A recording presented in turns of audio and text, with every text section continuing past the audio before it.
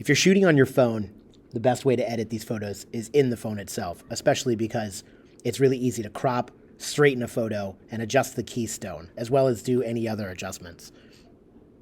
If you're working on the computer, I'll show you the most basic program, which is Preview. It's the default image software on a Mac. Double-click the photo and it will open in Preview. This is the standard cursor, and with it you can use it to crop your photos. Drag the bounding box around the area you want, adjust it slightly, or resize it if you need to, and then hit Command K to crop. That will crop the photo. You can see that it's not entirely straight, and unfortunately Preview does not have a way to straighten photos. I would need to do it in Photoshop, which is a separate video demo.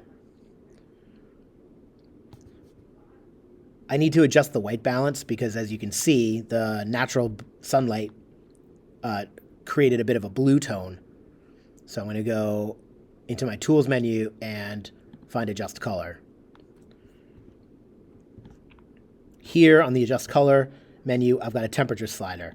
I want to make the temperature warmer. That should adjust for the coolness of the photo. I also need to adjust the exposure. As you can see that the photo came out slightly darker than what I'd like. I also need to adjust the contrast to make the dark stand out. I can see that I'm getting a bit of a gradient effect here due to the temperature of the light as I got closer to the window. So in that case, I'll remove some of the saturation entirely. That should get rid of that bluish haze and also the gradient and make it a little bit more balanced. If there's anything more than this, you'll need to do it in Photoshop, which, like I said, I'll do in a separate demo. But if the photo itself is pretty good as far as the lighting and the centering and the angle that you held the camera, you should be able to do anything you need to in Preview. Once you're done with those controls, you can close them, and then you'll need to export the photo, especially if you use HEIC, which is the compression format that iPhone uses. HEIC is not recognized by many softwares, so you want to export this image. Make sure that you change the format to JPEG or TIFF. I'll use JPEG. Save it to the desktop, make sure the quality is best, and then save. Now I've got my edited photo.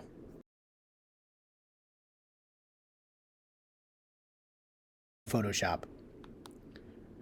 The version of Photoshop in the art rooms is a little bit older, but for what we're doing, the versions of the software shouldn't matter.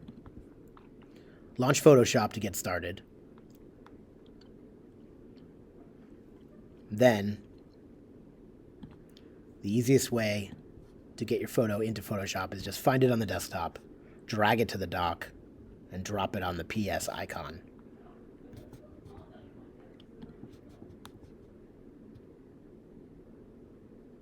Doing that should open it automatically in Photoshop. Okay, so let's do the things that we couldn't do in Preview, which is to rotate the image slightly or straighten the image slightly. So the first thing you'll need to do is open up the Layers panel and unlock the background.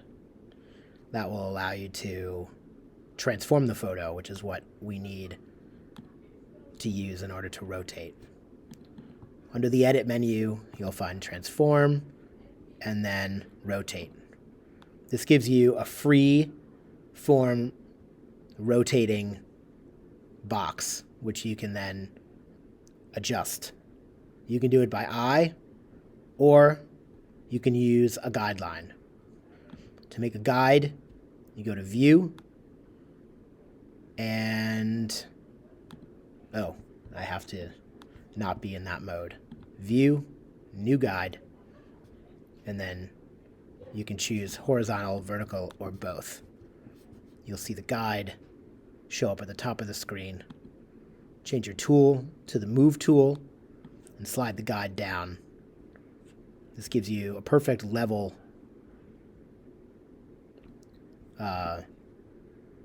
plane in order to rotate your photo to adjust. Let's add a vertical one as well while we're at it.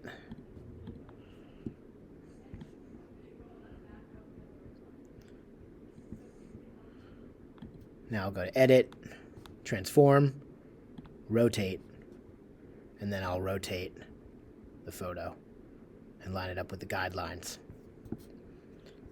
Hit the check mark to accept the changes. It looks like the bottom of it is a little bit slightly skewed, as well as this side here. I can see that it's just slightly off. So what I'll do is adjust the keystoning of the photo, which is what happens when the camera is not exactly level. And again, I'll go to Transform, and then I'll go to Skew. What that does is it gives me that box again, but this time, when I skew the photo, I can pull one corner so that the angles of my artwork change.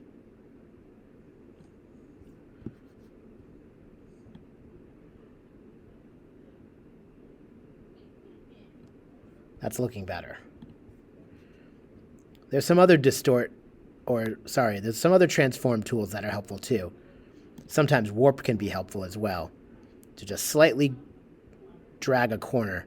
This one's a little bit more freeform, but it's useful when trying to straighten out any edges of your artwork that are not looking the way you need it to. Hit the check mark to accept the changes. Now I can clear my guides by going to View, Clear Guides. I'll need to crop the photo, obviously, and adjust the white balance. So the crop tool is on the left-hand toolbar. It gives you these big adjustment handles that you can use, or you can simply, oh, no, you can't do that. Never mind. Okay. Drag the handles in each corner to create the crop box that you want. Once you're done, hit the check mark. It's amazing how blue this photo looks as soon as the orange of the table is taken away.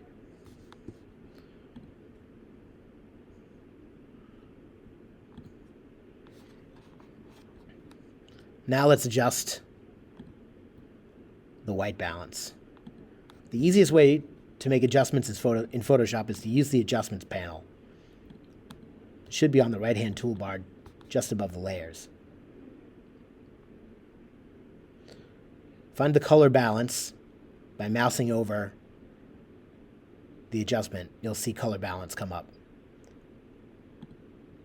Click that, and it gives you a group of sliders. It's the same as in preview. Find the yellow and blue slider and adjust the temperature. Photoshop is a little bit more sophisticated, obviously, and I can adjust midtones, highlights, and shadows all separately. Obviously, I don't want to do that. As you can see, the entire image is turning yellow. I'll just move it a few degrees to the left. Let's see what shadows looks like. Not really affected. So I'll leave that one alone. Close that adjustment. If I open my layers menu, you can see that it's added an adjustment to the layers box. If I turn it off and on, you can see that the adjustment is a non-destructive edit, meaning that it's simply a filter placed on top of the original photo.